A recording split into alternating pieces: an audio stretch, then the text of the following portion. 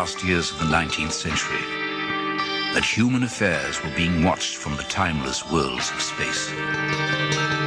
No one could have dreamed we were being scrutinized as someone with a microscope studies creatures that swarm and multiply in a drop of water. Few men even considered the possibility of life on other planets. And yet, across the gulf of space, minds immeasurably superior to ours regarded this Earth with envious eyes. And slowly and surely, they drew their plans against us.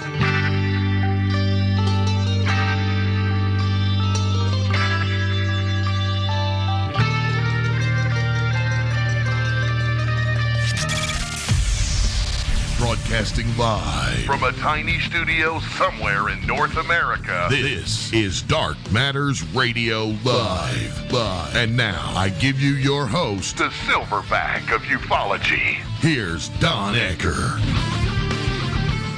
And good evening, ladies and gentlemen. Welcome back to another edition of Dark Matters Radio. DMR, of course, is being brought to you every scintilla by KGRA Radio, your contact point to the paranormal. And my heaven, what a week we have had. Out here in sunny Southern California, well, it's neither sunny nor is it dry. We've been having the rains from hell the last day or so. But at some point, I know it's going to blow through. It's going to blow over. And that means everything out here will dry up. And hey, in a couple of months, we probably will look forward to more wildfires. But that's not, of course, what is the top news story of the day. Right now, the coronavirus is just really creating havoc. Now, my wife, Vicki, you may recall back at the very, very tail end of December, had an accident that really knocked her through a loop.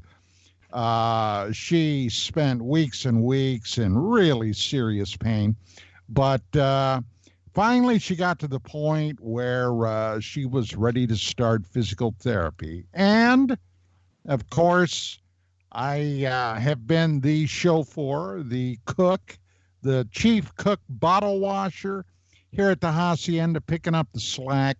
Damn, I never knew she had so much to do. And, well, I started thinking about this, and I had a bad feeling about going out, running around, doing all these things. So we had a heart-to-heart the other day. And I said, honey, I think it would be a good idea if you simply postpone this for a week or so. Let's see where in the heck this shakes out. And then, of course, today, the President of the United States, POTUS, had that press briefing where he declared a national emergency. Now, I got to be honest. Up until several weeks ago, I really didn't take this whole thing as seriously as perhaps I should have. But suddenly it basically came all rushing down. Now, I was elected to the board of directors for our local association, which oversees our canyon. And the very last meeting we had, which was this past week, that was one of the things I brought up. Now, it appears that this is the primary topic on everybody's lips.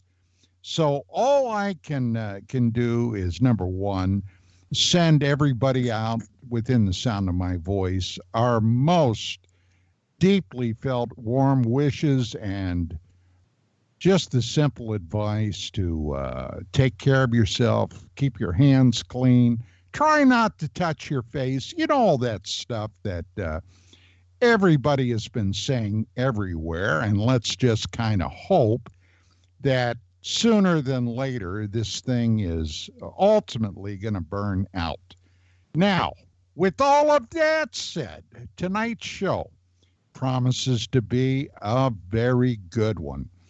I am pleased and very happy to be able to tell you that my guest this evening is former federal judge Michael W. Hall, who is also known as the paranormal lawyer. He's a doctor of jurisprudence and a former Superior Court judge pro tem. Now, hey, how often do you have somebody in this whacked out field of UFO research that have those kind of credentials? He's been around the block a few hundred times. And as a matter of fact, one of the things, and I'm sure we're going to be talking about it, is a topic that I wrote a paper on a number of months ago, which was the Admiral Thomas Wilson Core Secrets UFO leak, along with civilian science guy Eric Davis. There's a hell of a story there. Some of the names, if you're not familiar with this, may surprise you. One of the people somewhere buried in this sandwich was Dr. Edgar Mitchell. I've got my own I put on my detective hat, and I've got my own ideas about that. But without any further ado, let me bring Michael on. Michael, it is a great privilege and honor to have you on. Welcome to Dark Matters Radio. Oh, thank you, Don. It's the privilege and honor is definitely mine to finally be able to hook up with an icon like yourself in this field of the paranormal and ufology. So thank you for having me on. Well, yeah, I kind of, when I first started on KGRA several years back, they started referring to me as the silverback of ufology. Now, Michael, I got to tell you, I didn't know whether I should be insulted or not. So, right. Oh, I think that's quite a good moniker. Oh my God, the silverback of ufology. It rolls right off your tongue too. Yeah, doesn't it though? Now, if I could only get my wife into that, but she's not quite into that mindset. So, right. Hey, I'll tell you now, as an attorney, as a former federal judge, how in the world did you end up in the middle of this? Oh, great question to start off with, for sure. First of all, let me clarify. It's a Superior Court judge here in the state of Washington, not the federal level. So just wanted to make sure that people... excuse me. I'm sorry. That's all right. Superior Court's pretty good, and good jurisdiction there. But, Don, people always ask, how do you get started in a field like ufology or the paranormal, cryptids, ghosts, and all that kind of stuff? For me, it did not start out with a major sighting or some kind of abduction scenario when I was a child or something. I just always seemed to have had that interest, growing up. I was always reading those old Fate magazines, the old paperbacks that you get for like a quarter at garage sales, by George Adamski, and some of those contactees back in the 50s. I was born in 1952, so that makes me 67 years old at this point. And of course, in college, I really got into it and became a field investigator for APRO, the Aerial Phenomena Research Organization. You knew Coral and Jim, huh? Yeah, out there in Arizona. I was just a young buck, learning the ropes of this thing. But then, when I got older and got really into this, I went to law school.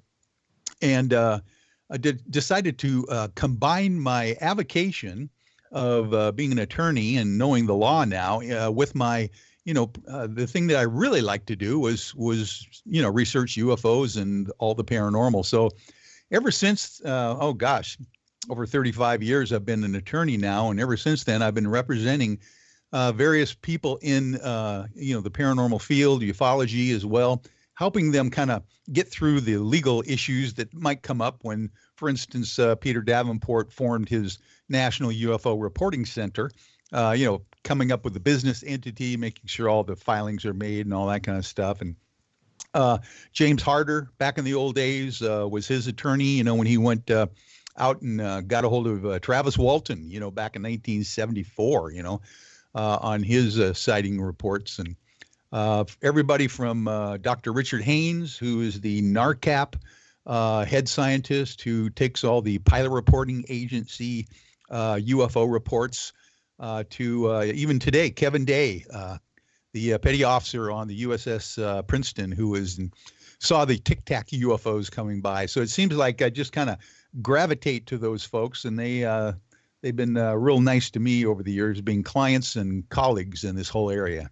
Did you end up taking a lot of ribbing from your peer group over this? I mean, it probably was no deep secret that Right. you had an interest in this, and this was especially before the December 2017 Harry Reid announcement that the Pentagon was definitely involved in the study of this phenomena. Yeah, no, I've always been amazed, Don, that my colleagues, ever since I started law school back in the 80s, always knew I was interested in the esoteric, the Fortean, the paranormal. And no one really had a problem with it. Most everyone would always tell me, maybe off to the side of their story that they had growing up, with Bigfoot or, some kind of a ghost story or something. So when I became a lawyer, I was always out in the open. And of course, I, am active in the local bar association. All my colleagues are remarkably accepting of this. Matter of fact, it's real funny because the bar association itself has a monthly publication that they go to all the lawyers and legal professionals in the state of Washington. And they actually did a feature story on me called The Paranormal Lawyer. So that's where I got my moniker on this whole thing, and it's stuck. Well, as I mentioned prior to going on the air, my former wife is from your state, from the state of Washington. And boy, I'll tell you one thing, and years ago, I used to tease her about it, was the whole Bigfoot thing. And she was adamant. I mean, he's real. So Yeah. I never doubted what she told me then, that something was running loose up there. But how much of that have you been involved in? Have you been involved in any situations, cases, or whatever, where Sasquatch, in fact, was involved, especially along with sightings of the UFO phenomena? Because, when my wife and I were publishing UFO Magazine for over 20 years, Yes. that was a reoccurring theme in a number of cases that crossed my desk. Yes, exactly. This state of Washington up here is very interesting in the fact that it seems to be kind of like a vortex of some kind for the paranormal. We literally have the most UFO sightings consistently, and also the most Bigfoot sightings as well. The Olympic Peninsula is the western side of our state, which is kind of cut off from the normal part of the state with Puget Sound that runs down north and south, almost to the base of the state. And over there, the Olympic Mountains have these amazing stories of the tribal, sightings of old, as well as brand new sightings that literally 2 weeks ago, I've heard of a full-fledged sighting of a adult Bigfoot in a huckleberry patch on the Olympic Peninsula, up at about, I don't know, what is 5,000 feet, maybe even higher than that, gathering material to make a nest, believe it or not. So we can get into the Bigfoot stuff as well. I've always been interested in that. And when you talk with people that don't really have an interest in the paranormal, UFOs, or anything like that, law enforcement, for instance, those kind of guys will tell you that they got things on a dash cam that reflected what they saw in person that scared them to death. Those are the kinds of sighting reports that just get your attention. Well, there was a point where I followed up on a number of Bigfoot sighting cases, and as I invariably do, I did or at least in some depth, historical retrospective on Sasquatch sightings. Oh, And I got to say, one thing that has always bothered me, Michael, and when I was younger, before I went into the military and went overseas to Southeast Asia, I hunted quite a bit. Now, I'm originally from the East Coast, okay? Uh-huh. And back actually in Pennsylvania. And boy, I'll tell you, when I was in my teens, I lived for deer season, and I was out in we called them mountains out west here. They would have been barely foothills, the Alleghenies. Sure. But there's a heck of a lot of wooded area, and boy, I tramped through most of it. Now, I came across over the years, animals that had died, skeletal remains, that type of thing. And when I started doing a little research on the whole Bigfoot idea, one thing that bothered me, never that I am aware of, have anybody ever come across any remains that could be attributed to Bigfoot. Now, this goes back. The whole Sasquatch thing goes back to the original Native Americans that, were fully aware of this creature or whatever in heck Right. it was.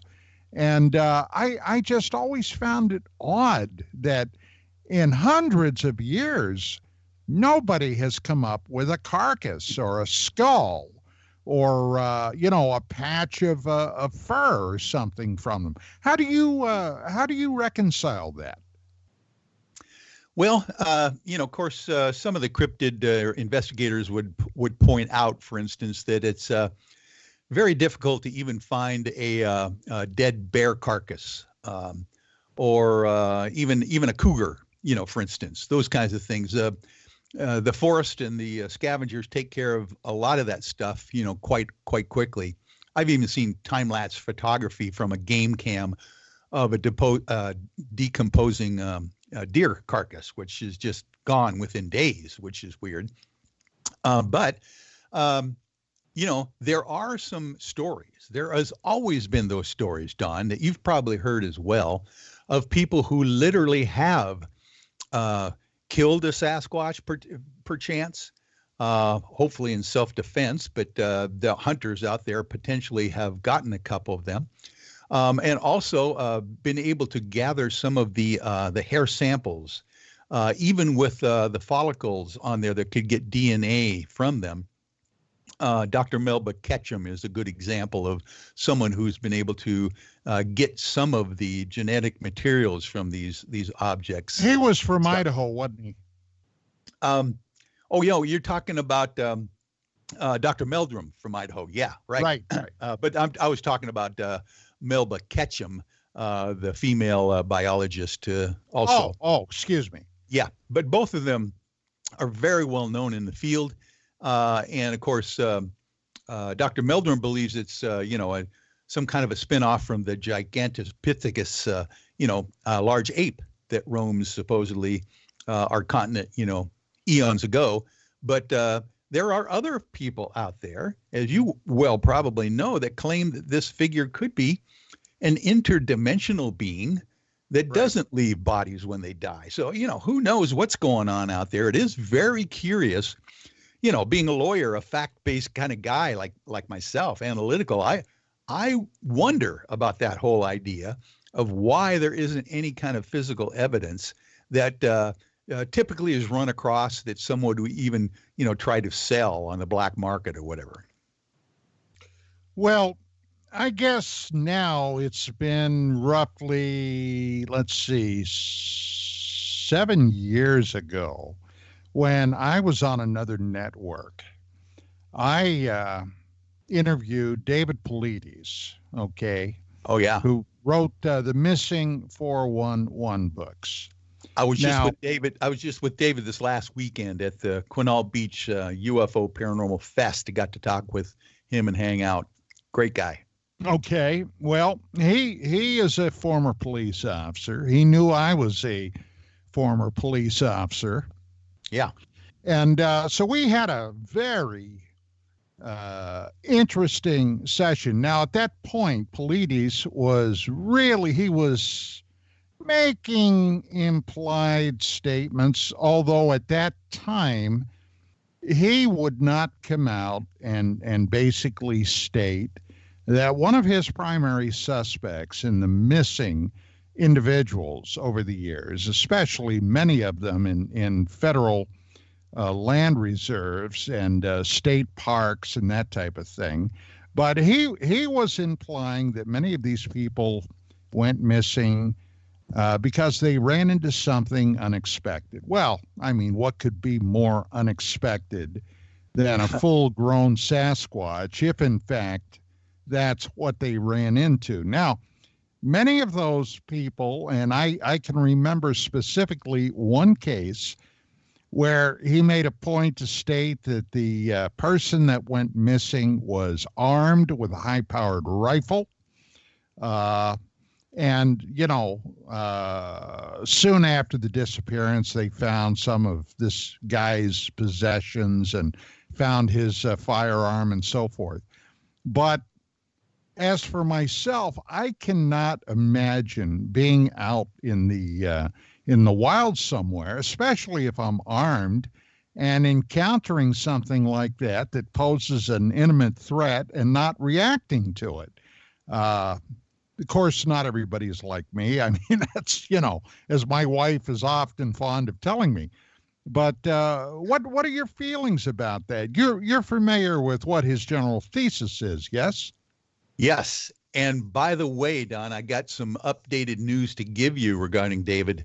As he is now coming out more and more with the suspicion of the Bigfoot being one of the issues that he's dealing with these 411 missing people from national and federal parks. So he is really getting there. He recently went out on a kind of a Bigfoot hunt with, it was either Todd Standing or Les Stroud, one of the two, and it might have been both in different things. So he's really starting to branch out now and getting to that position where it's very possible that something like this actually does exist. So I was very surprised that David is being a little bit more flexible now and a little bit more bold, actually coming out and giving some potential, realities of what's going on. So that's what he's doing lately. Well, that's very interesting. Now, I've mentioned this particular story several times on the air. Some of my longtime listeners probably will recall this, but when I got back from Vietnam, in 72, I ended up in 74 going on the PD for the first time. Now, of course, UFOs were not something that was discussed very often, although there was an incident that happened with another police officer from another jurisdiction whose wife was literally run off a country lane, allegedly by a flying saucer, a UFO, and caused a minor traffic accident. MUFON even investigated this case. But the case that I'm now talking about was a case that happened in Ohio, which was just over the state line from PA, where there had been a series of UFO sightings in an area out on this couple's farm. One day, the wife of the farmer was in the kitchen doing some kitchen, dishes, that type of thing. Her husband was out at work, and as she looked out the back window, Michael, she saw what appeared to be this giant creature walking out of a wood line and coming right for her back porch. Whoa. And she watched this thing, and it was literally climbing up on the porch. And, I'm sure it's often the same in Washington State. This couple had a shotgun right there by the back door. She picked up the shotgun, walked out on the back porch. This creature, this Sasquatch or Sasquatch-looking animal, made an approach toward her, and she opened up on it, shooting it dead square in the center. And she then exclaimed, "He blew up in a flash of light," and there was nothing there. Wow. Now, of course, the police came out. They did find tracks, not 5-toed tracks, though. They found 3-toed tracks. And often the Sasquatch creature types that were associated with UFOs invariably had 3 toes. Now, we got to take our very first break right now. We're going to do that. My guest this evening, Mr. Michael. Michael, do you go by former Superior Court judge or just attorney? I mean, I don't want to get it wrong. No. Just the paranormal lawyer is just fine, Don. Okay. Michael right. W. Hall, the paranormal lawyer. Michael Hall, the paranormal lawyer. We got a heck of a lot more coming up, and I'll finish that story when we get back. Stick around.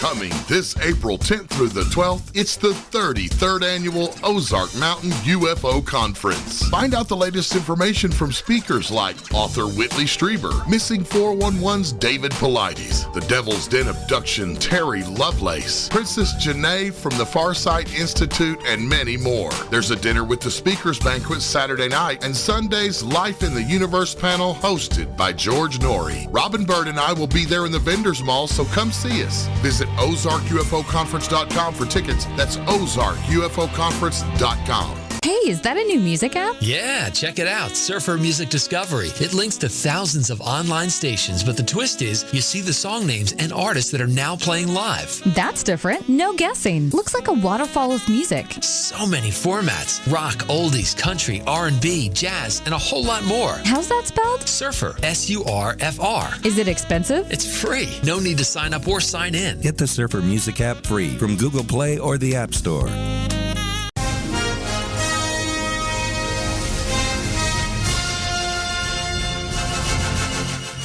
Hello, this is Commander Cobra of Task Force Griffin, KJR Radio, KJRradio.com. And I need you to be a member like myself of the People's Mosquito and help rebuild and fly this great aircraft. I have 3 friends here today also who are going to ask you the same thing. Consider becoming a member of the People's Mosquito. Hello, I'm John Lilly. I'm the Managing Director of the People's Mosquito, and I'd like you to donate or support our flying program. Hi, I'm Ross Sharp. I'm the Director of Engineering of the People's Mosquito, and I'd like you to help us rebuild this magnificent aircraft. Hi, I'm Bill Ramsey. I'm the Operations Director and Tame Pilot of the People's Mosquito. I need you to join us and become my wingman. Join all of us and be a supporter of the People's Mosquito program. Thanks. So, you love talk radio? Then you'll love TalkStreamLive.com. TalkStream Live is always on, 24/7, with the best streaming talk shows. Find your favorite talkers and discover some new ones. It's free, readily available online or on mobile with any smartphone or tablet. Finding your favorite talk shows all in one place has gotten a whole lot easier. Just go to TalkStreamLive.com. Be sure to download the free apps from Google Play or the iTunes App Store. Are you intrigued by Paranormal Talk Radio? You'll love the new Paranormal Radio app from TalkStream Live.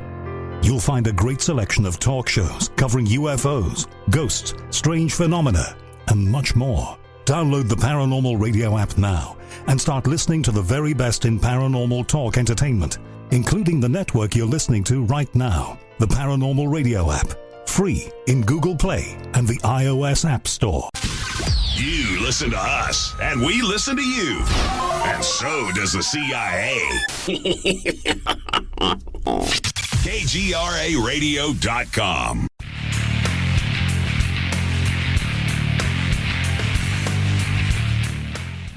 And we are back with my very special guest this evening, Michael Hull, the paranormal lawyer. And Michael, right before we had to go to break, I was talking about that case involving a Sasquatch-type creature. I don't want to say that it, in fact, was a Sasquatch. There are too many oddities about that story.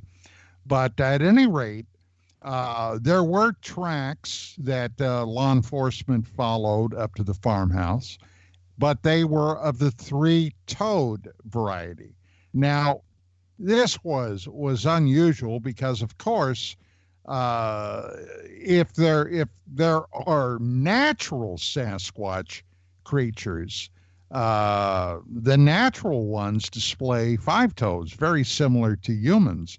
Have you come across this three-toed variety before?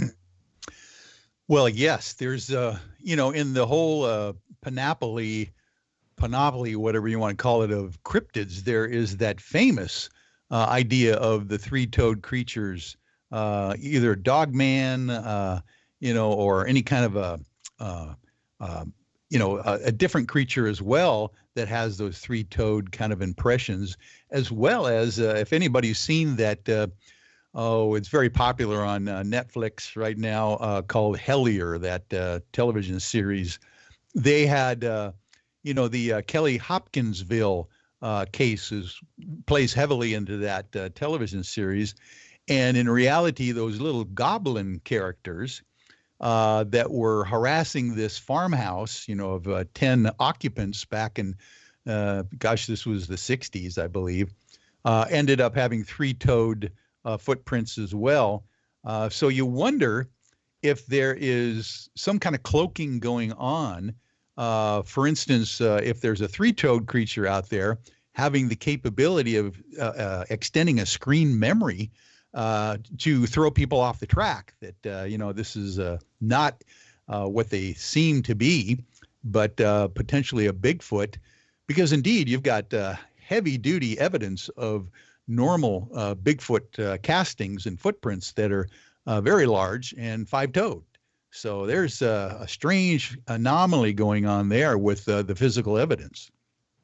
Yeah, and it also, just by the very nature of events like this, it throws such a sense of unreality into it that I'm sure many people that are unfamiliar with the topic, with cases, with the things that have purportedly gone on before, would just out of hand dismiss this kind of thing. Do you think so? Oh, yeah. I mean, that's what's been going on for decades, ever since these things have started to come out in the mainstream press. Every once in a while you'll go and find an old turn of the century newspaper article about people claiming to see some kind of a, hairy man creature from the forest as well. So every once in a while you heard about those things. No one really took them seriously until, the last few decades, when people are starting to get more and more evidence. one of the pioneers in this field was a gentleman by the name of Professor Grover Krantz from Washington State University, where I got my undergraduate degree in broadcasting itself, out there in Pullman, Washington. Grover Krantz was the guy who literally went out as a PhD and got those footprints and were, kind of studying those back in the old days. That was the 70s. I remember talking with Dr. Krantz, and he was into that well before even Mr. Bindernagel and Jeff Meldrum, Melba Ketchum, all those folks now who are leading the charge in trying to find out what's really going on there. Of course, one of my clients, Grant Cameron, who is the ultimate researcher out there in paranormal, ufology, etc., he believes that there's a connection to all of these things somehow. If we get down to the bottom of one of these mysterious sections of the paranormal, we're going to find out that it's related somehow to the others as well. What you mentioned, the idea of UFOs and Bigfoot potentially being in proximity to one another.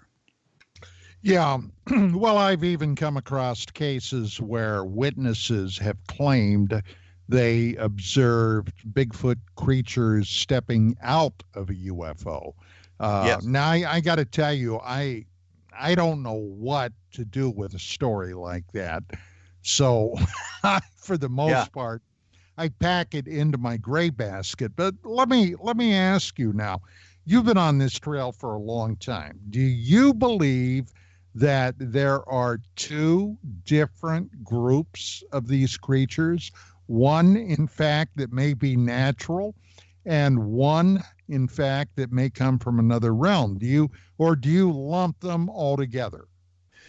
No, I don't lump them all together, just because we've got some experts like, Dr. Jeff Meldrum, who believes that it's some kind of a physical creature, roaming the woods, potentially Gigantopithecus, ancestor or whatever. But also that there are people that claim that it was an interdimensional character that just disappeared before their very eyes. So I'm thinking that there's probably, like anything else, Jacques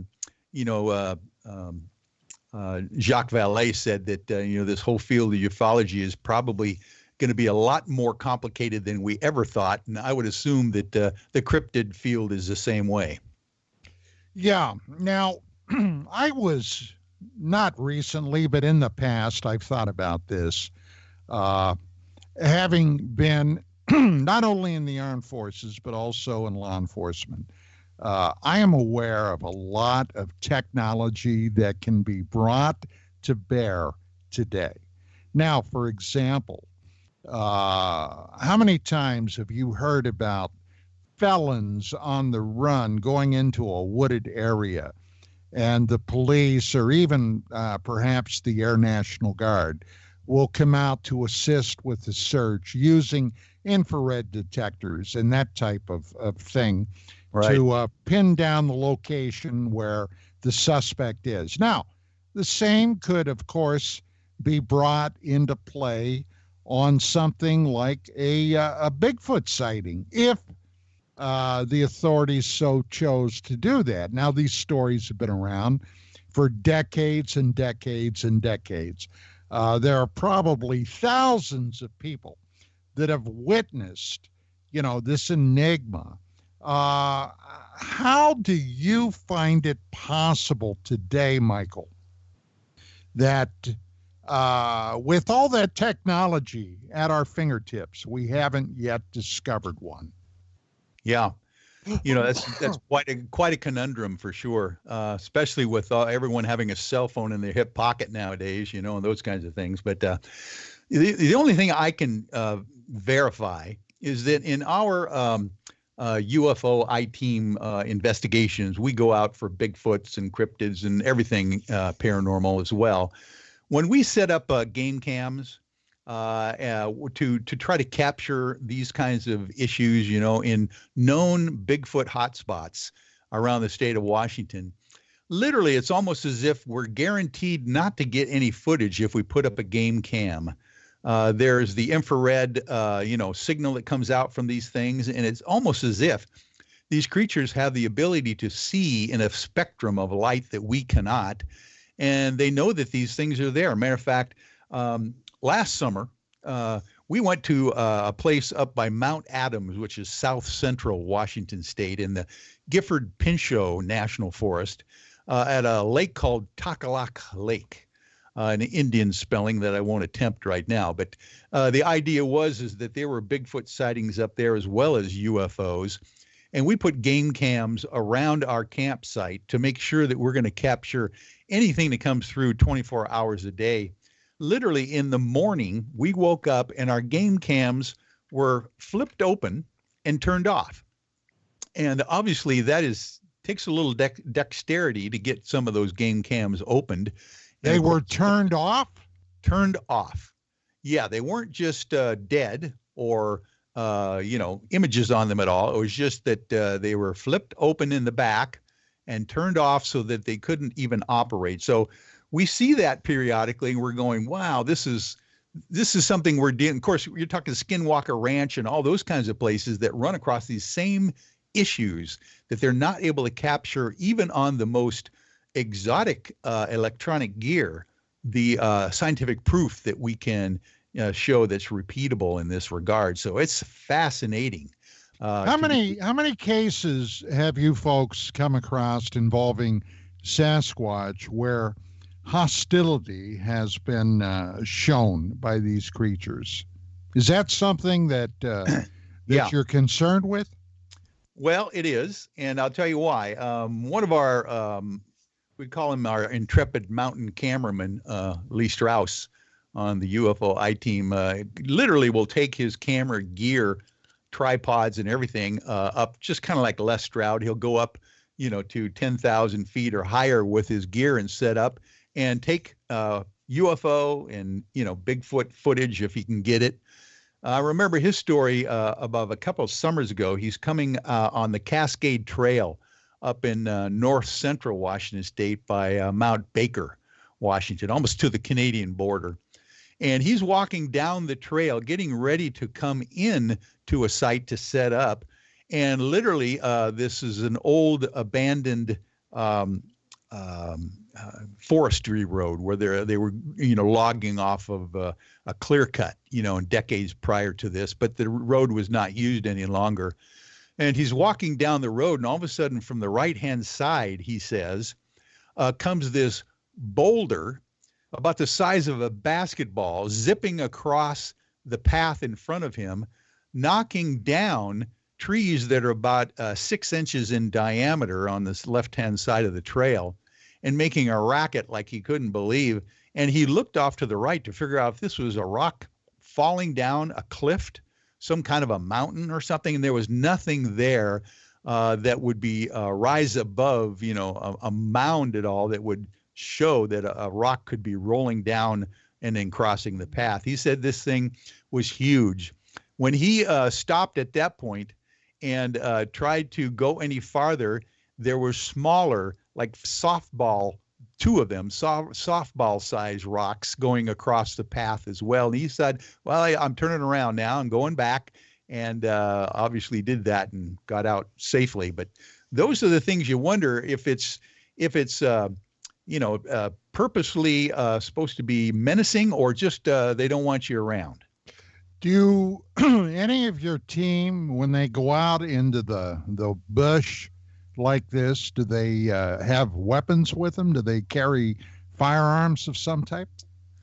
We do periodically. At that point, Lee Strauss did not have his .45.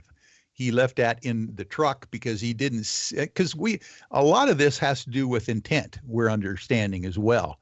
Whether it's a CE5 connection that you're going to get with a UFO or potentially a close encounter with a cryptid being like a Sasquatch, some of it has to do with intent. So you want to be prepared literally mostly for other weird things in the forest, like human beings. That's one thing we got to protect ourselves of. But when it comes to those kinds of creatures, you make a judgment call whether your intent is important at the time when you're making the investigation. Yeah, well, I've been out in in the bush and the outback enough that if I'm out there, I mean, it goes without saying that I have a firearm available, and generally a very good camp knife, because it's imprudent to go out there unprepared. Oh yeah. No, there's plenty of predators out there, bear, cougar, even moose. You got to protect yourself from as well. Yeah, a moose in rut is not something you want to run into. No way. Well, in all the years that you've been involved in this research, Michael, what was one of the cases that most sticks out in your mind, and why? Yeah. Well, I'll tell you what, this would be a good scenario to go to the sighting reports that we were recording last summer at ECETI Ranch. James Gilliland's place down there by Mount Adams, which has been very popular for UFO sightings down there, where the UFO I-Team and myself and a group of producers from Ambition Pictures went out there to get some footage, and literally came across some phenomena that was Bigfoot sightings, UFO sightings, and actual electromagnetic vortex issues that we ran across as well. And really? We've got some really fascinating things. These all happened in the same 5-day period that we were out there. And I think we do have some time before we hit the top of the hour. We could probably get into this at this point if you'd like, or I can save it. Absolutely. All right. Well, we literally went to ECETI Ranch, which is James Gilliland's place, where Mount Adams is probably, it must be 18,000 feet, snow-covered mountain in south central Washington State, almost in the Oregon border down there, where UFOs and orbs and Bigfoot sightings are always afoot. Matter of fact, the week before we got there, James Gilliland showed us a casting of a Bigfoot footprint in the field right out in front of his place on ECETI Ranch that was captured by them just the week before we got there. Of course, we're sitting there and we are experiencing these high, not real high, maybe less than 2,000 foot, large, very bright craft coming over the mountain, Mount Adams, that will flare up repeatedly and at one point shot down a blue laser beam into our night vision gear, our FLIR photography, and basically just put them out, just flash them out so that the cameras go dark. So those are always happening around there. But then we went after this to Takalaka Lake that I was mentioning, which is on the other side of the mountain, the north side, where we were trying to do a simultaneous sending a group up at the top of the mountain, Lee Strauss and camera gear up there, and a camera team. And then we were at the actual Gifford Pinchot National Forest at the lake, camping at the same time, with the idea that we're going to get some triangulated video, if we could, and see if we can find the same object from different angles and get it caught on tape so we can analyze it, which we do a lot. We've got scientific oscilloscopes and all sorts of electronic gear that we use to, kind of combine and add all of the scientific evidence that we have together so we can figure out if it's anomalous or not. So what happens is at about midnight, we end up packing in on a Saturday night early because we weren't finding any UFOs that night. We get around the campfire and kind of debrief a bit, and at about 1:30, most of us are heading off to bed. Some of us go sleep in our cars right there at the campsite. I was fortunate enough to be able to sleep in a pop-up trailer with one of our I-Team members who has some battery power that I can hook my CPAP machine up to, which is important for me. I'm a sleep apneiac, and I love to be able to not snore at night and get a good night's sleep. So at about 1:30, we all turn in and go to sleep. In the middle of the night, about 3:30, I wake up and I look at my watch, and it's 3:30, I believe. And I tell my partner in the pop-up trailer, I got to go out and relieve myself. I'll be back in just a minute. But my CPAP machine died. Looks like the battery's dead. So he says, "Oh, don't worry. When you come back, I'll have it switched over to the other battery, and you can keep on sleeping for the rest of the night," which is good. So it only takes me a couple of minutes, go out there around the corner of the pop-up trailer and do my thing and come back. And when I come back, I realize the gentleman is asleep already in the team, and he's already switched it over to the battery, and my machine is working again. So I go back to bed.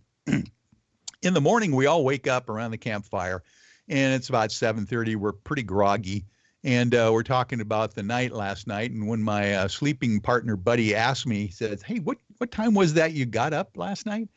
I said, "Well, I think I told you it was 3:30 when I got up."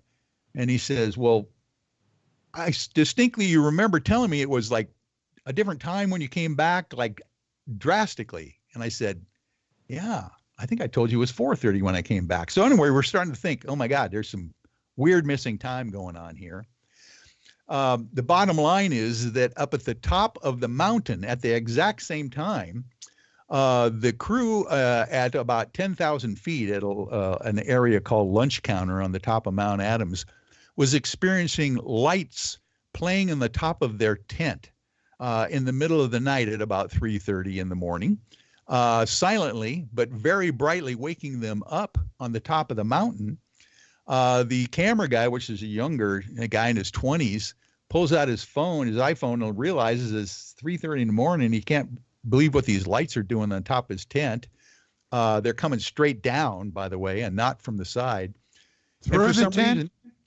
Yeah, right through the tent, from the sky somewhere, and he's going, there can't be anything coming down from the sky unless it's some kind of anomalous thing. But here's the kicker. Instead of waking up everyone else at the campsite on the top of the mountain, he goes back to sleep, which is, you'll hear that periodically, but the idea is that he went back to bed. The people at the campsite where we were at, they were sleeping in their cars.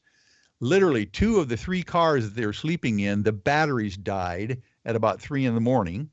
And the reason they know that is that typically in the middle of the night, you'll get up if you're sleeping in your car, turn the battery on so you can get the heater going and heat and warm up a little bit. And these guys both reported that their cars died in the middle of the night. Now, here's the kicker, Don. I'll just bring this into a landing real quick. But I sleep with this CPAP machine every night. I have a sleep report. It's a highly sophisticated computer, this machine, and it'll tell me how long I slept, what the quality of my sleep was, and all of those kinds of printouts on my iPhone. In the morning when I corresponded with what happened to everybody around the campsite and on the mountain, I found out that my CPAP machine only registered an hour and 50 minutes of use that night for some reason. And if you put it on a graph, you'll see that the night before I had 8 hours of sleep, 7 hours of sleep. Night after that, I get a printout for the rest of the month. And I normally have, between 6 and 8 hours of sleep.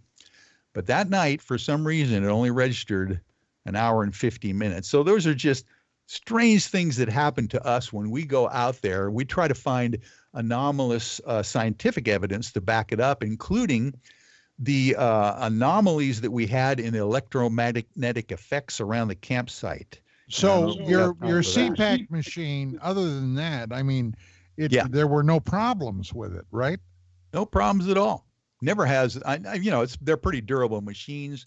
They're literally for sophisticated gear. They've got SD cards in them that have wireless capability to hook you into the internet as well if you're around. And of course, the people that have these machines for sale can tell you if you're not sleeping well, and they'll give you a little email message in the morning going, well, maybe we ought to calibrate this. So, it's very fascinating what these machines will do.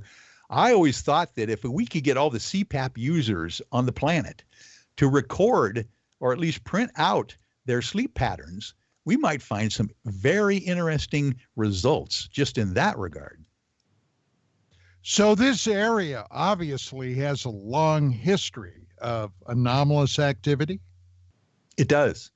You can pretty much be guaranteed if you're going to go to East City Ranch or Mount Adams that you're going to see some anomalous aerial activity and potentially Bigfoot, but aerial activity for sure. And catch one thing that Washington State has is a rich variety and a rich history of Native American occupation.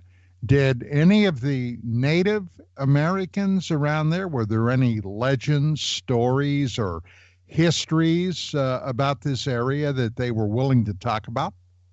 Oh, yes. Even today, if you go to talk with the indigenous tribes, the Yakima tribes, the people out there in eastern Washington and southern Washington State, and of course on the Olympic Peninsula as well, the Salish, all those folks, they all have old historic legends of this Bigfoot figure. Of course, the Sasquatch is an Indian term in itself, so that's where it comes from. Right. Absolutely. Well, I have talked to and know quite a few people that have spent time down at the infamous Skinwalker Ranch in Utah. Back when George Knapp and Colin Kelleher's book came out, my wife and I drove over to Las Vegas from here in California to meet George. We had dinner and discussed many, many things. And I did everything I could do at that time in order to secure permission from Bigelow, who then was the owner of the ranch, to allow me to go out there and spend several days. He never did. And I got to tell you now, Michael, in hindsight, because I'm aware of a lot of purported activity that happened there, I'm really kind of glad that I didn't, because, well, we can cover that when we come back, because believe it or not, we are at the top of the hour. One entire hour has gone on with my very special guest tonight, Mr. Michael Hall, paranormal lawyer. And I'll tell you what, when we come back after the break, we've got a lot more coming up, of course, but I'm going to check with Michael and see about possibly opening the phone lines. If you'd like to speak to Michael, if you have any questions or anything else. So stick around. We've got a heck of a lot more. This is Dark Matters Radio, brought to you exclusively by KGRA Radio, your contact point to the paranormal. We'll be back.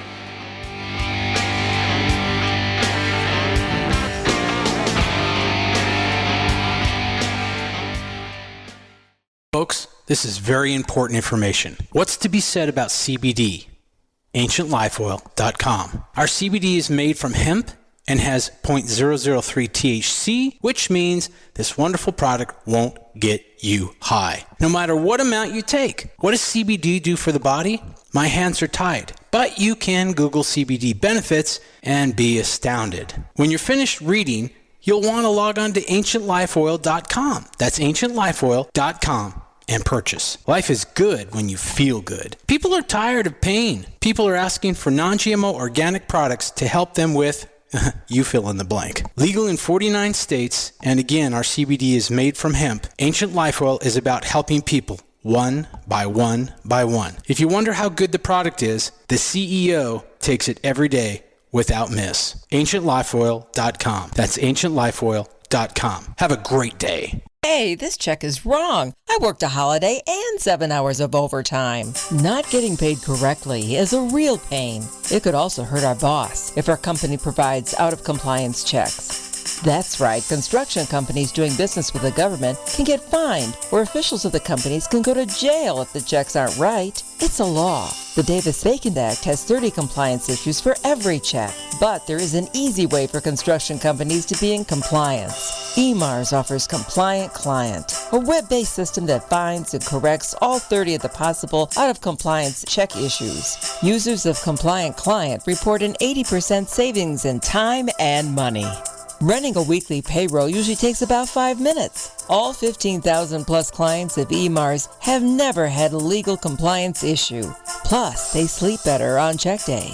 Contact EMARS at emarsinc.com or call 480-595-0466. Join me, George Norrie, in Indian Wells, California, May 29th to June 1st for the Contact in the Desert UFO Conference, an epic weekend of exploration into UFOs, ancient civilizations, crop circles, and so much more.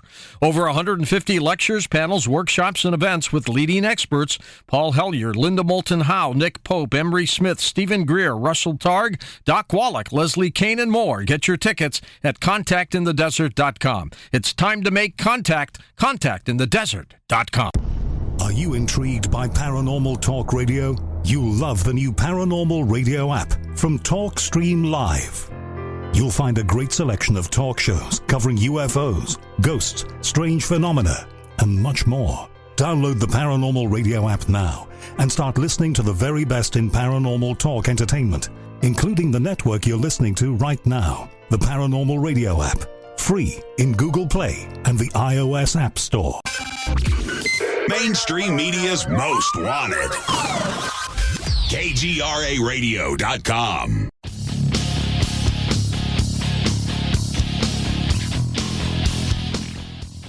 And we are back with my guest, Michael Hull, the paranormal lawyer. Michael, we were talking about Skinwalker Ranch. We were talking about anomalous activity in that area where you were at up in Mount Adams. What do you attribute that to? Now, you had mentioned electromagnetic effects. Do you think that's completely a natural phenomena, or do you give credence that there might be more at work there? Very good question, Don. I have a fascinating story to relay to you in that regard about our evidence that we came across during the Gifford Pinchot National Forest incident there at Takalaka Lake, where, after we figured out that there was potentially some missing time and issues going on, I got to thinking around the campfire that morning when we're slurping on our coffee and trying to warm up. Maybe there is some kind of electromagnetic effect, vortex, for instance, that would explain the idea that maybe my CPAP machine, kicked off in the middle of the night and I didn't know about it. Maybe, some of these things, the cars, for instance, the batteries died in the middle of the night because of some kind of a vortex that we're running across right here at the campground. So I got to thinking, I asked the crew, we had about 10 of us in the UFO I-team around the campfire. I said, how many compasses do we have? Just old-fashioned Boy Scout compasses, those kinds of things.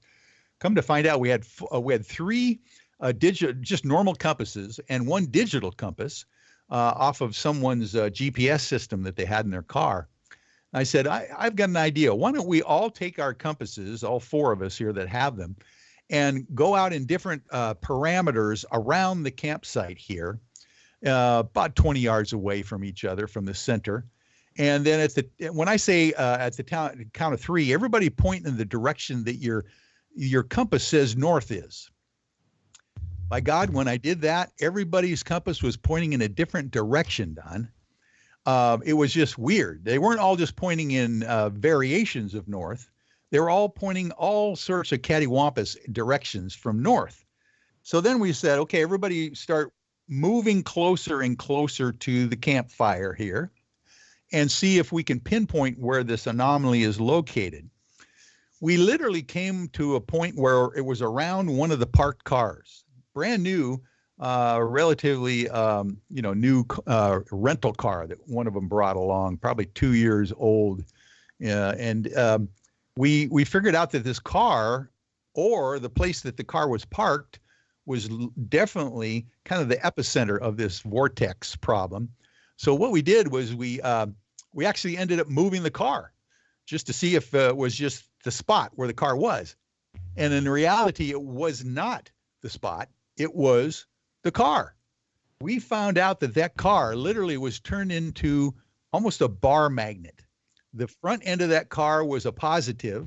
The rear end of that car was a negative. And that was something that was so weird and anomalous. We realized that this is, something that probably wouldn't have happened. By the way, when that car died in the middle of the night, not only did the battery die and then come on an hour later when they tried to try it again, but their digital clock on the dash was reset to the factory setting of 0.000, whatever. It didn't even have a time on it. What in the world could have caused that? Well, so what we did is we had this guy on our team take the vehicle back to the rental company and said, listen, there's something strange with this car, and I just want to see if there's anything that you know about these cars that happen that way. And they showed him the compass issue, that this car turned into a bar magnet, basically. And then they said, well, that's strange. I've never seen that happen. And I've never seen a car clock reset itself to the factory setting before it goes off, because we have to set those things before we sell them. So he said they went to other same make and model vehicles, same year, on the lot, and none of them were electromagnetically charged like this one vehicle was. So the only thing that we can think of is that there could have been some kind of close encounter of some kind of, a craft that for some reason had some kind of electromagnetic effect on this vehicle. And of course, potentially us as well around that campsite. Well, okay. That's something that we're certainly not going to solve tonight. But there was something else. And I told you previously that one of the things that caught my eye when I got your information, Michael, was your involvement in the Eric Davis, Thomas Wilson situation. Now, I told you I wrote a paper on it. Right. I just located it. I gave it to Bill. I asked him to forward it on to you. And while you were talking, I opened it up, and I got to tell you, I was not yet, I didn't put 2 and 2 together and come up with 4 yet. And your name is one that I hit right on the first page of my my paper. So oh my. I didn't remember that. What a synchronicity. Yeah, really, really. Now let's talk about that. About the Eric Davis, Thomas Wilson thing. Now, yes. I think anybody that has any interest in this field at all will at least or should have come across Davis's name, perhaps not Thomas Wilson, because that is a bit more obscure. Although right. Wilson, in fact, was the former chief head of the Defense Intelligence Agency in the Pentagon, a very highly placed guy. But if this document, the Thomas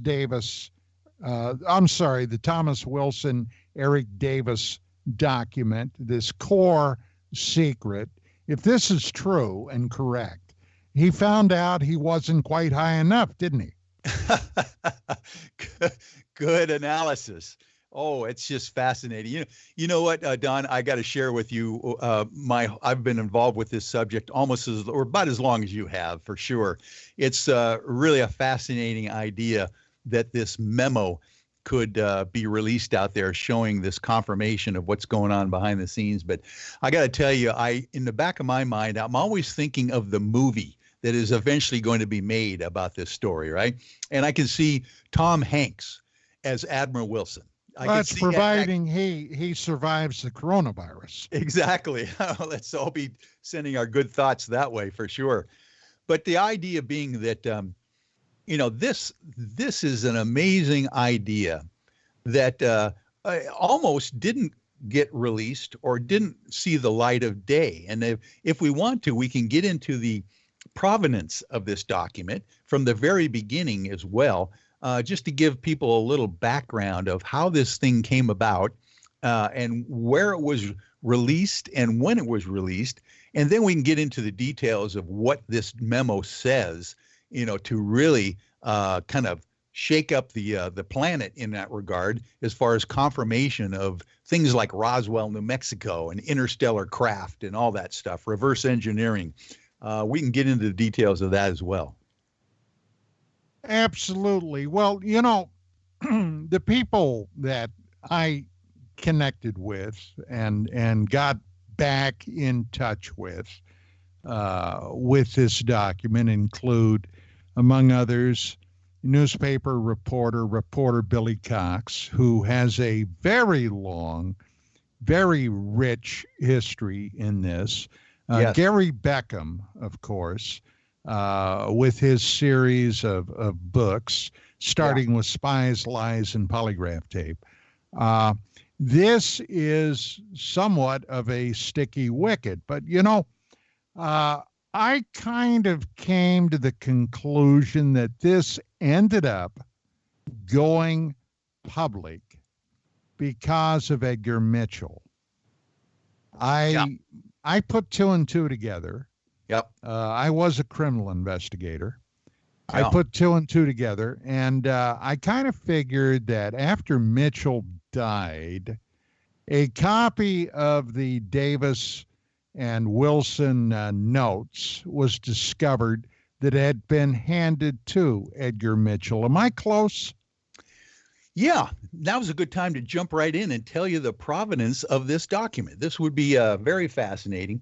Of course, my longtime client, Grant Cameron, is the gentleman who is in the thick of this thing from the very beginning. Oh, yeah. Cameron is definitely mentioned in my paper beyond any doubt. You bet. Yeah.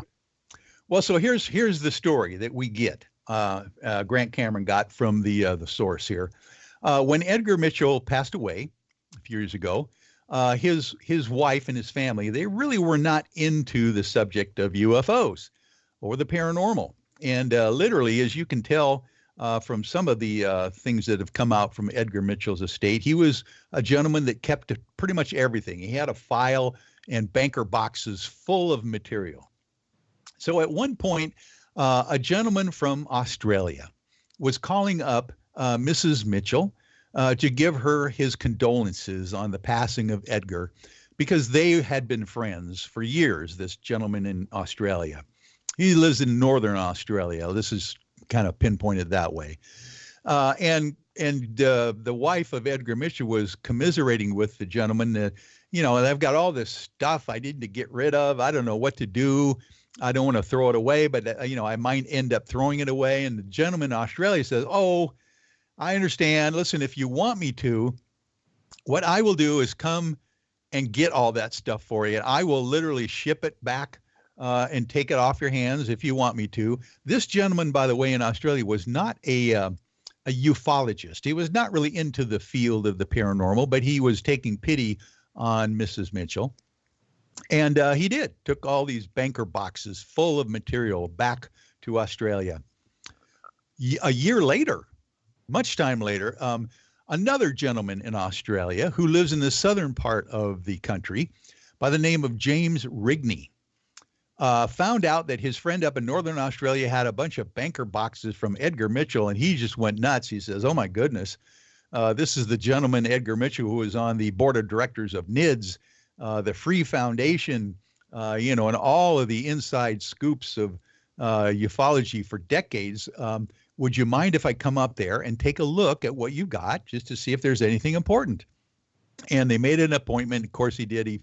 He actually went, I think took him quite a long time to get there. I don't know if he drove or flew there, but literally it's a large continent. So he gets over there and goes through these banker boxes, and literally after a few days of researching the material from Edgar Mitchell's estate, he comes across a 15-page transcript that he realizes, being a ufologist, mentions names, special access, unacknowledged special access programs, people in the Pentagon, and programs of reverse engineering of alien hardware that just floored him. He couldn't believe it. So he gets the document, takes it back with him, gets permission to have the document, along with some others as well, including that email thread regarding the alien autopsy film. We're not going to get into that right away, but a lot of stuff was in this, material from Edgar Mitchell. So he goes back home and he sits on it for a while. James Rigney doesn't know what to do with this document. It's overwhelming. It's almost as if he says that, what do you do when you find the holy grail of a certain subject? How do you actually get it out, or what do you do? So in reality, he was in the United States at a UFO conference last year. He runs across Grant Cameron at the conference, and Grant is a speaker there. And he realizes, oh my gosh, this is the guy I need to get this document to. Of course, he runs up to Grant after his speech, and like so many other people, Grant, is very nice and accommodating. But he says, I got to hurry. I got to get to another conference. I got to fly out of here soon. So I really can't take too much time to talk. And he says, Mr. Cameron, I just need 5 minutes of your time. That's all I need. And he whips out his little iPad mini, shows Grant Cameron the first page of the Admiral Wilson Core Secret Smoking Gun Memo.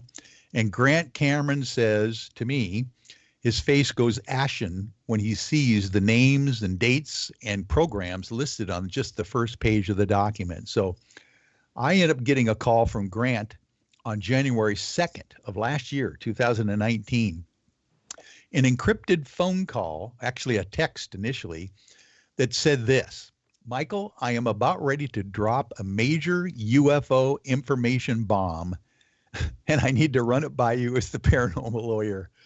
And I'm going, no way. I mean, if Grant Cameron is telling me that he's about ready to drop a major UFO information bomb, I'm going, what could it be? So literally, he shows me the document. We encrypt it, send it to me, and all of a sudden we're going, oh my goodness, this is potentially the biggest thing that ever came along in ufology. And of course, now we're seeing, well, is this classified? Is it top secret? Is it something that we can just release to the public? What if it's disinformation? All those kinds of things run through your head as a lawyer. So initially, I thought to myself, what we need to do, Grant? We need to at least fund this document into what I've come across, and I've called it now, a disclaimer trust. The idea of a disclosure document where you can put information in, artifact in, documentation in.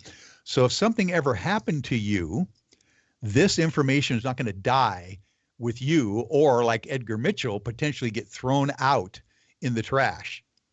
So that's what we did initially while we were vetting the document with Grant. Now, during this period of time, we're vetting the document for names, places, programs, everything's checking out. And we're about ready to come out and actually release the document in a book that Grant Cameron had already written, but was going to add on to the last chapter of his new book, when on June 27th, 2019, bingo, it gets released on Twitter, on Imgur, on Twitter. And all of a sudden, oh my goodness, it's out in the public, but I'm wondering myself, this was like on a Friday night. I'm wondering myself, oh my gosh, it's going to be taken down immediately, I'm sure. We need to preserve this somehow as proof that it was given out on Twitter, just in case someone is going to destroy the thing and not get it out, because I didn't know if I should use my version of the original document to leak out or just use the Twitter one. So I'll keep going if we have some time. I'm sure you compared it, right? You compared the two. What I did is I went to, well, here's the kicker, Don. You're going to love this. It is about 8 p.m. on a Friday night. I see it on Twitter. And I'm thinking to myself, wait a minute, I've got the original document. I could take the time right now and go line for line, just like all attorneys do, to make sure that you're signing the right document, for your client and all that kind of stuff. Or I could just get this thing off of Twitter immediately, and then I could later on go line by line and compare it, just to make sure it wasn't a bogus document that was being released online, right? So I think, oh my gosh, I got to get it off Twitter right away before it gets taken down. So I start trying to download it, trying to print it off of Twitter, and Don, I'm pulling my hair out because I tell you what happens. These pop-up ads keep popping up and covering some of the text of the document, right? So I am having the hardest time in the world trying to get this document off of Twitter with some kind of proof that it was on Twitter so I can show that it was released to the public. So at about midnight, I figure out the only way I'm going to be able to get this document off literally was to make a short movie of each page of this document that I could actually get off of the thing without having the pop-up ads come onto it. That's the only way I could figure out how to do this. So I'm working myself to the bone, trying to quickly get this thing into an iMovie, which is a free download on my phone, my app I'm trying to get this thing off of. When I realize, oh my Lord, the iMovie trailer program that I'm using is only a couple minutes long. To get 15 pages into a 2-minute program is going to be no one's going to read it. It's not going to be up on the screen long enough. So I ended up having to go back to scratch at about 2 a.m. and figure out how to do a longer iMovie rather than just a trailer. The bottom line is, Don, I ended up coming up with a 30-minute iMovie scrolling slowly through every page of the document with some funky background music that just came along automatically with the iMovie program, just so I could download it off of Twitter and get it on a electronic format that I could send around. So here's the deal. At the very last minute, I think you'll like this with your analytical mind. I thought to myself, hey, why don't I copyright this document? And I'm thinking, wait a minute. I'm a lawyer. I can't copyright this document. It's not my document. I didn't create this document. But then again, I started thinking, well, wait a minute. What if I set a trap? What if I copyright this document and dare someone to challenge my copyright? Get them coming out of the woodwork going, wait, you can't copyright that document. I own that document, whatever. I'm just thinking it's about 3:30 in the morning. I'm like, just spent trying to figure out. If it was anybody that would challenge that, it would be Eric Davis, and he went Bingo. Underground hiding from the second that thing became public. You got it.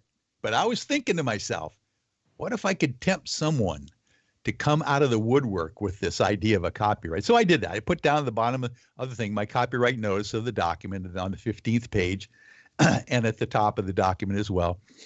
And then I'm thinking, okay, now I need to now get this document out to the world.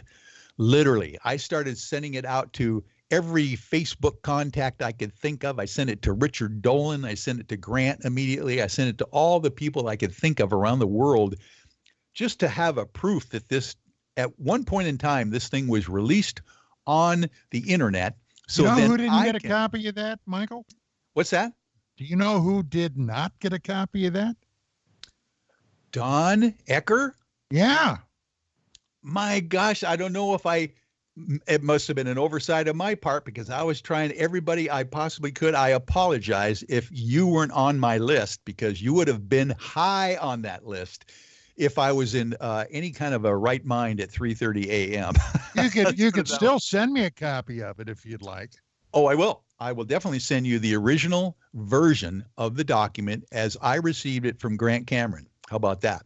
Because did Bill get my paper to you? He probably did. I haven't been able to check it since we've been on the air. Okay. Okay. But I will definitely cherish that thing because that is a research document that's par excellence that I want to have for my archives for sure. Thank you for that. Oh, you're welcome. But in any case, what happens is that I've exhaustively fall asleep at about 6:30 a.m. on that Saturday morning, feeling a little bit good about myself that at least I got this document out to the public, and no one can say then that, it didn't exist. When all of a sudden, about an hour later, I get woken up by the gentleman in Australia, James Rigney, who literally gave the document to Grant Cameron to begin with. And he says, Michael, he says, you better get on the internet. Richard Dolan just outed you as leaking the Admiral Wilson memo. Yeah. And I'm going, oh my Lord. I've been up for like 48 hours anyway, and now I got to get up and put out these fires because literally I didn't leak the document. I did put my little copyright notice on it and send it to the world, including Richard Dolan. Of course, when he gets it early Saturday morning, he reads it, and he's only seen previously 2 pages of this document. Now he's seen the entire document, and he sees my copyright notice at the bottom. Bingo. He goes, oh my God, it's Michael Hall leaking the document to the world. So he goes out and for like, a couple hours there, my world is turned upside down by everyone thinking that it was me leaking it, when in reality, I was just making sure that it didn't get taken down off of Amjur and Twitter. But in any case, Richard Dolan does an amazing, very quick analysis of the details of this document that I thought was quite amazing. Regarding the provenance of the document, coming from the Edgar Mitchell estate papers, all the programs that are named in here, and the paper, the people that were still alive. That had to have been given to Edgar Mitchell by Eric Davis, don't you believe? We believe that that's exactly what happened, Don. That both of them were on the board of directors of NIDS, National Institute of Discovery Science. Right. They were talking amongst themselves about all of these issues for quite a few years, since the 1997 meeting that's mentioned in the memo between Edgar Mitchell, Dr. Stephen Greer, and Admiral Wilson, among others. If I may, excuse me, Michael. Yeah. Let me suggest that somebody that you definitely would either wish to get in touch with or get his books. I believe they are all available on Amazon, would be Mr. Gary Beckham. This guy is an intrepid rooter and digger, okay, with many, many, many, many contacts. I've interviewed Gary probably 5 or 6 times, although not recently. Recently, he's been about as tough to get a hold of as hen's teeth, but the guy has done yeoman service. So it would really behoove you to check out his work. I definitely will. Yeah, thank you for that tip. Awesome. Hey, how would you like to, if anybody is awake out there, if anybody is got access to a telephone, how would you like to see if we can take some calls? Oh, that would be fun. Definitely. Okay. Well, with that being said, I am going to make the executive decision, because I do that sometimes, to skip the break and go right back to my guest, but to give you the option, if you would like to speak to the paranormal lawyer, Michael Hall, or yours truly, your host, this is what you do. Pick up your telephone, give us a call at 855-472-5483. That's 855-472-5483, or the easy way to remember it, 85 KGRA Live. And all of that is courtesy of the Paranormal Radio app hotline. The phone lines are open. We are ready. So, Michael, now with this particular case, did you personally get much blowback or feedback on this? Well, of course, they're very interesting aspect of this document when it was released. I was expecting, Don, to get vociferous denials from the people that were named in this document.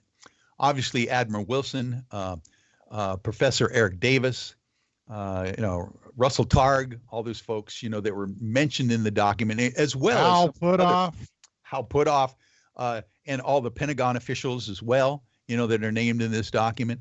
And here's the weird thing that it struck me amazing at that point was that there was just a black hole of nothing coming back.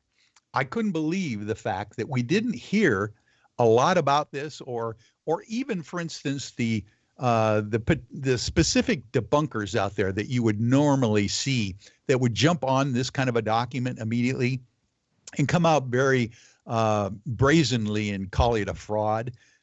It was just almost a quiet thing that happened after this document hit, and was very frustrating. Well, that's when you know you're onto something, Michael. I think you're right. I think it's exactly what happened.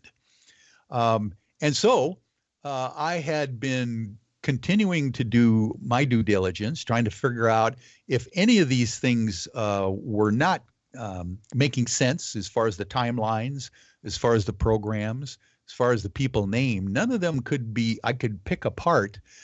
And I was wondering if this thing was going to just die, over the holidays, with last year's, holiday season, and then a new year starting out, until literally last month, when all of a sudden we get this speech by Russell Targ on an East Coast conference mentioning the document and mentioning Eric Davis. We can get into some of those things that seems to show that the crack in this disinformation dam seems to be leaking at this point regarding the Admiral Wilson memo. Well, and that not only from Wilson, but there are other indicators that something is in the something is in the wind right now. You feel it like I do then. Exactly. Hey, you know what else? And I don't want the people in our KGRA chat lounge to think I'm ignoring them. I've been getting several questions directed to you.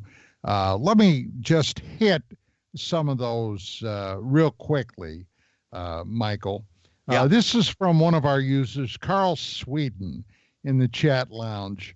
What do you know about ALMAS? ALMAS. Do you know anything about ALMAS? That term rings a bell to me. I can't remember if it is cryptid-wise or UFO-wise. If you can give me a hint, I think I can follow that trail. But right off the top of my head, I'm drawing a blank. Yeah, Carl, if you're out there, give us a little more. Now, this is from Marie Wilson Duff in the chat lounge. She says, Michael, there are 7 places in the United States that are very similar to the Skinwalker Ranch. Do you know those locations? I don't know them all. I don't think off the top of my head on a listing that I could give you, but there are many places like that. Mount Adams East Eddy Ranch is another one. Of course, the ranch out there in that we're talking about with Bob Bigelow's place.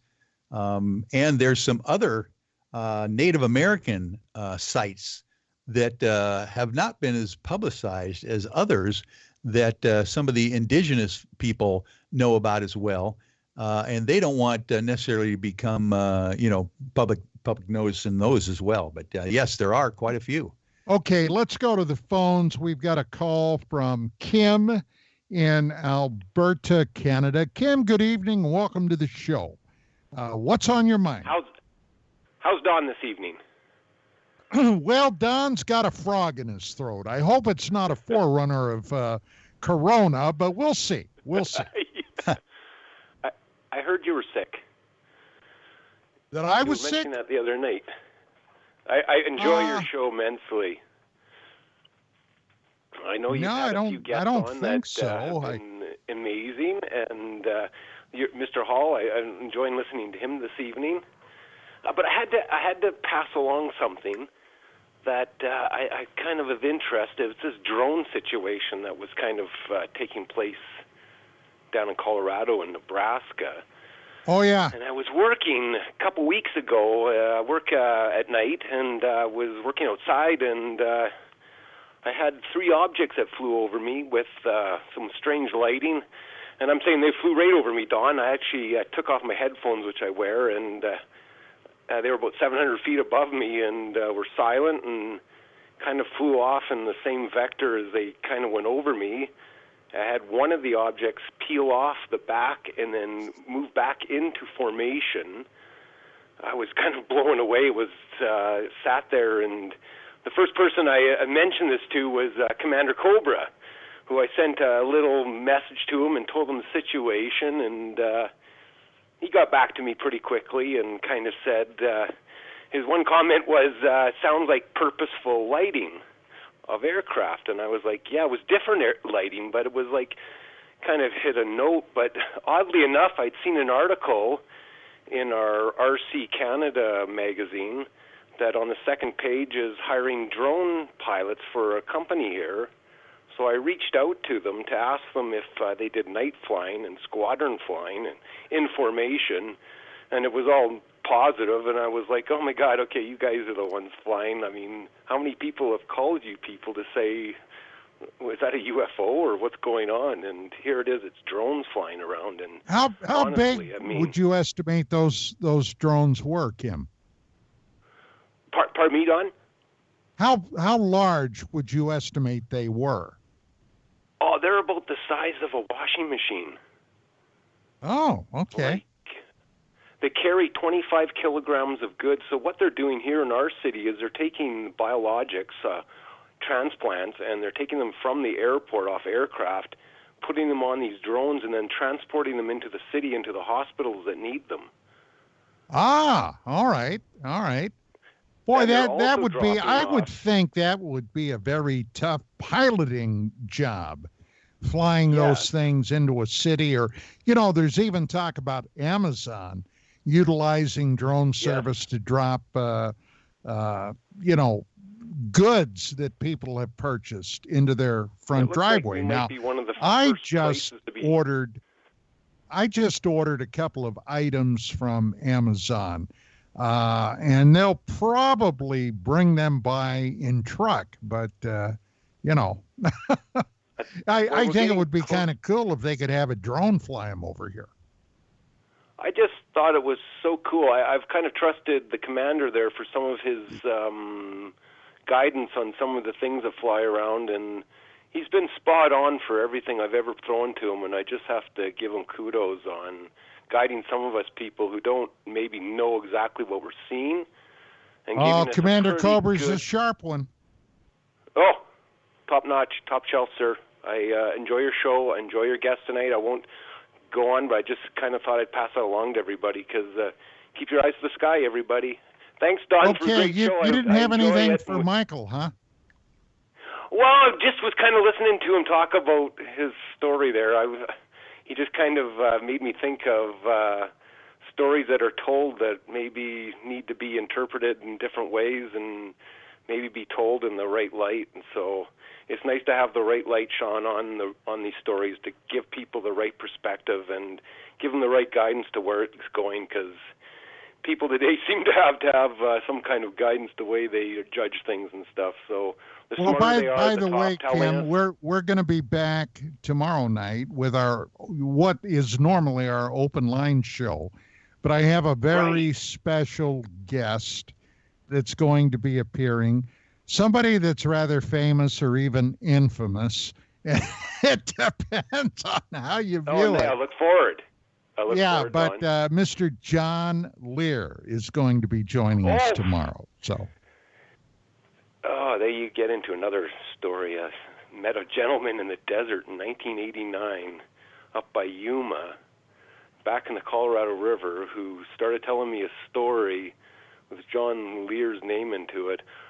To this day, I don't know who that gentleman is, but I seem to go to that same guy, Mr. Bob, there from Area 51. I don't know. Right, Bob if it was Lazar. him I Well, ran look into. him up. Hey, Kim, we got to get rolling. Thank you, my Very friend, cool, for your Bob. call. Don, thank you very much. Have a wonderful weekend, and we'll catch you again. The phone lines are open, ladies and gentlemen.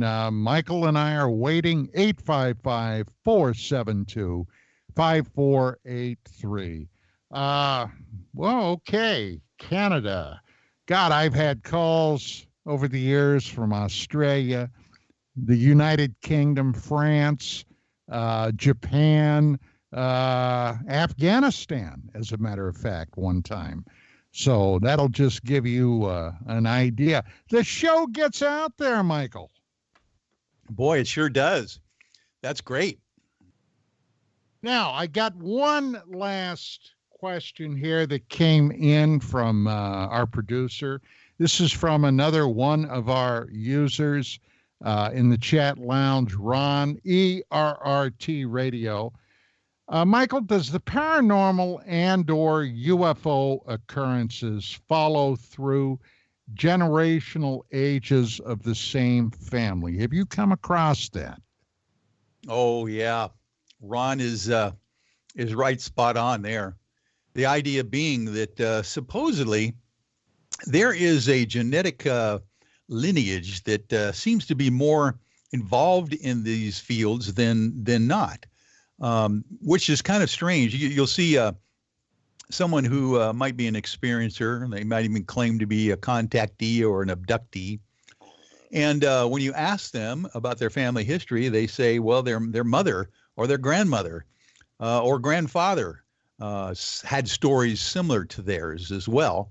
And of course, then you check out their children, and they might be having experiences in this regard also, which is kind of interesting because, we're talking about some of these high-level government insiders like Eric Davis, Dr. Eric Davis, and Dr.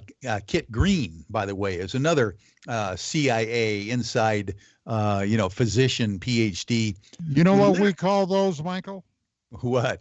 The usual suspects. Yes, exactly. And they've been around for decades, as you well know, Don, from, the aviary days to, the TTSA and NIDS, and they're still around. But right now, currently, Dr. Kit Green is involved in a CIA study of experiencers' brain waves, believe it or not. They have a feeling that there's some correlation between experiencers, UFOs, Bigfoots, or whatever, psychic abilities, and the brain wave signature that seems to be particularly viable in their DNA. Now, it's a two-edged sword. They don't know, for instance, if there is a propensity for some people to have these experiences because of their biology, or if, for instance, they have these experiences and then they are tweaked in some respects as far as their brain waves or biology after the experience. But one way or another, they're seriously coming down to the point that people in a lineage of biology and a family history seem to have something in common in that regard. Yeah. And this is an old story. I came across that phenomena over the decades where certain family groups seem to have generational contact. Hey, I finally discovered what an Alma is, Michael. This is from Carl. He passed it along to our producer. Carl wants to know if Michael has ever heard of Almas, a smaller Yeti in Siberia. Yeah. Now that rings a bell. Now I know what he's talking about. Of course, we've all heard those ideas of Yeti, and of course the native term of Alma as well. They have a whole bunch of indigenous terms for these creatures. I have heard that, of course. Okay. Yeah. Okay. Now, Bill, our producer, has a question too. And he said, as the legal representative for Kevin Day, Michael, excuse me, the Nimitz Carrier Group witness. Is there any new information regarding that incident currently, and the possibility of any future expeditions? Yes. What a timely question from Billy. Thank you for that, because there is some fast-breaking stuff that's coming up that we need to get out regarding the USS Nimitz UFO encounter and the follow-up from all the veterans there that are involved in this idea of they formed a group, a scientific research group called UAPX, Unidentified Aerial Phenomena Expedition, that they plan to go back out to the area off of San Diego, Catalina Island area, and search again for these Tic Tac UFOs, which, by the way, as people will remember, was in November of 2004 when they were out there doing exercises off the southwestern coast of San Diego, down there by Baja, California. Now, here's the interesting new news that people might not be up to speed on, and it relates to their new expedition that they're going to be planning to put together.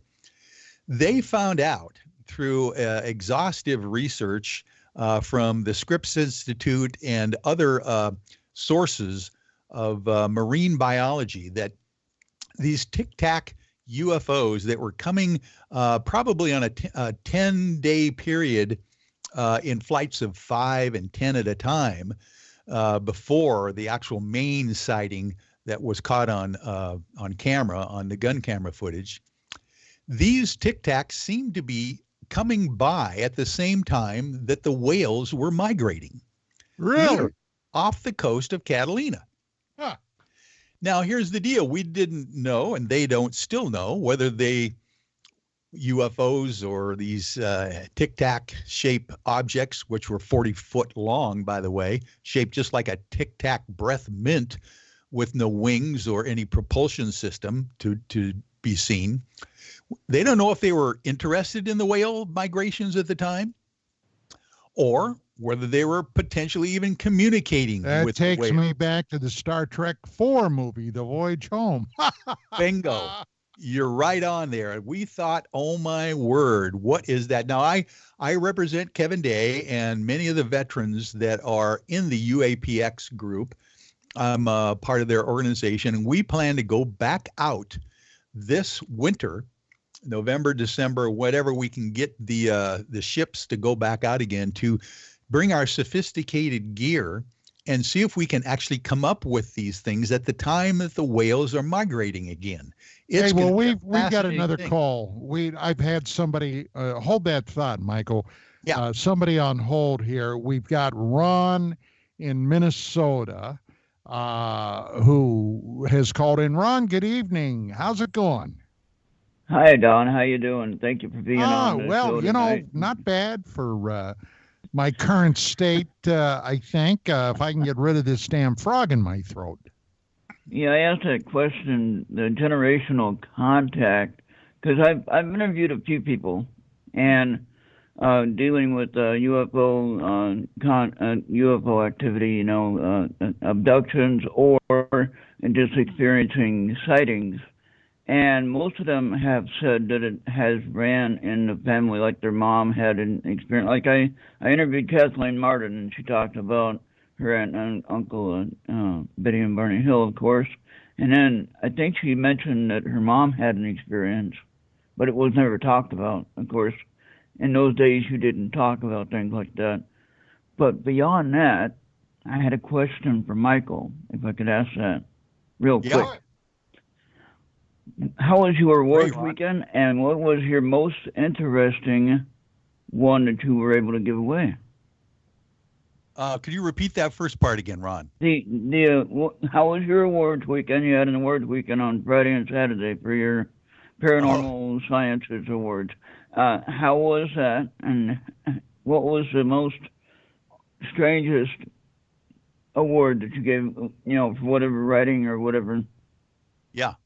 Oh, thanks for asking that question there. And then, just to get you up to speed, Don, we literally put together the first annual Academy of Paranormal Arts and Science Awards this weekend at the Quinault Beach Resort and Casino out here in the state of Washington, and literally had people Skyping in from around the world, nominees and winners in various categories of the paranormal, not just UFOs. We're talking cryptids and ghosts and interdimensionals and researchers, scientists, etc.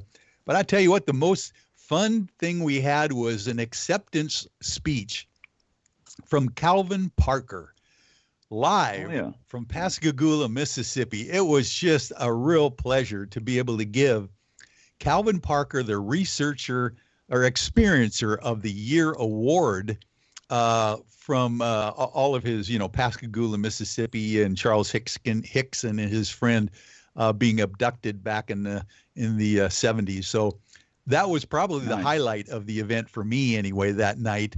Of all the awards, we had Nick Pope there, we had Daryl Sims there, and David Paulides was there, and everybody, all these awards were being given out. But gosh, when you can talk live to Pascagoula with Calvin Parker and have him so humbly accept his award, which we call the Cosmo Awards. They're kind of like little, very nice little statuettes like an Oscar, but that was fun, and thanks for asking that question. Nice.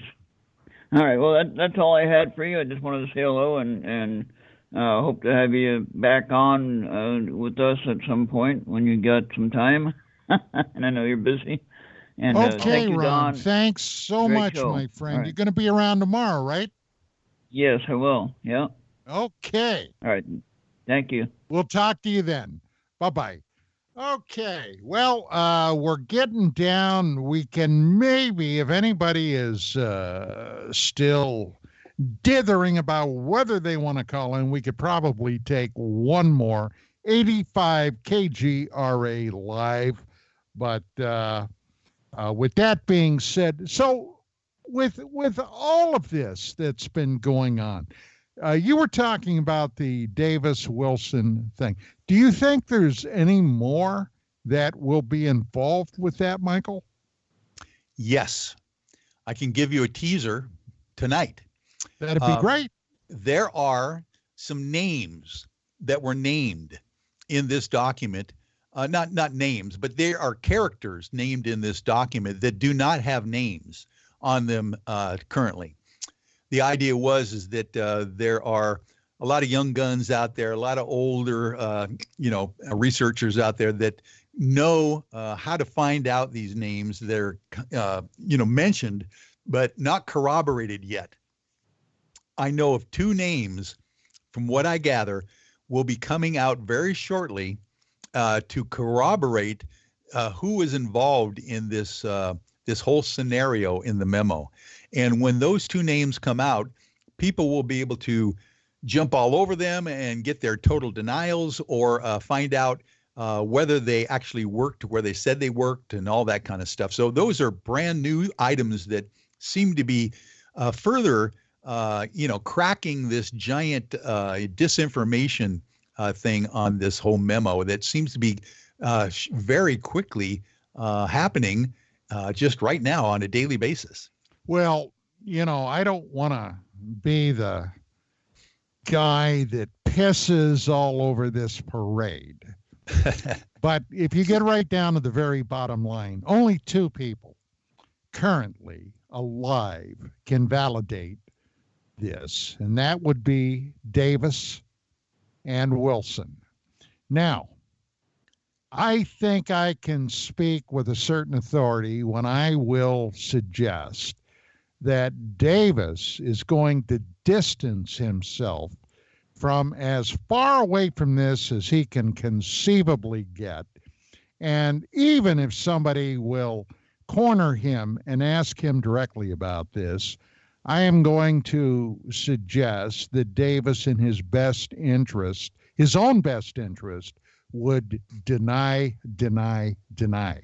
As far as Thomas Wilson, if this is true, okay, and for whatever it's worth, I think it is true, just the fact that what you're dealing with are special access programs. Wilson has absolutely nowhere to go but to deny.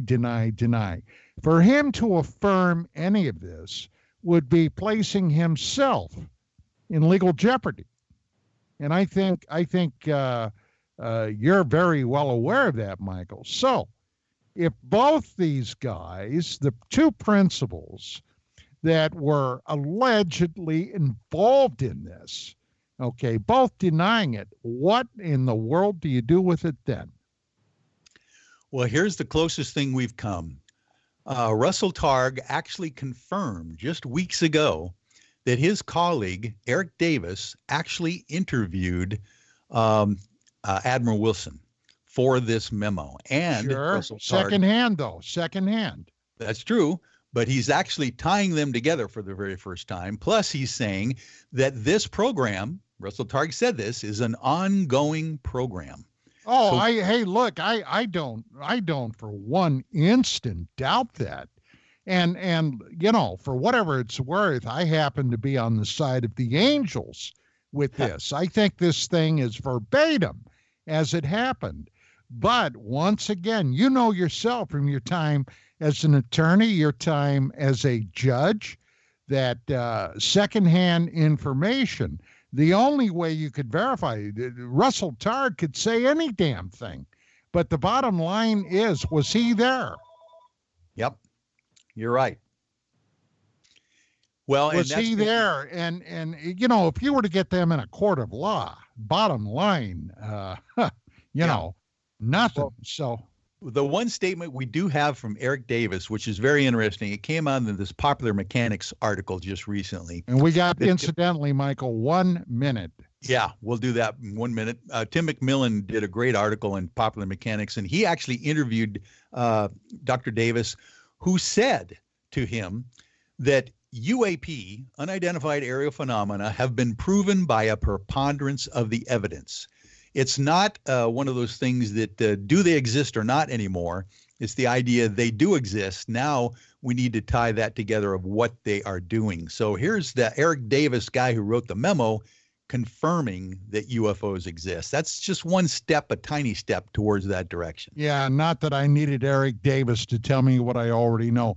Michael, this has been this has been a real pleasure having you on. I want to take this opportunity before we run out of time to invite you back soon. I'm going to request that you please keep in touch, especially if anything pops up. And this has just been great. And ladies and gentlemen, we will be back again tomorrow night. You know, even though it's an open line show, I've got guest John Lear will be joining us. And truly, there's no way to tell where that might go off the rails. Just no way whatsoever. So that is it for tonight. Keep your eyes pointed up, your ear to the ground, and we'll see you then. And once again, Michael, great show. Thank you, Don. Fantastic.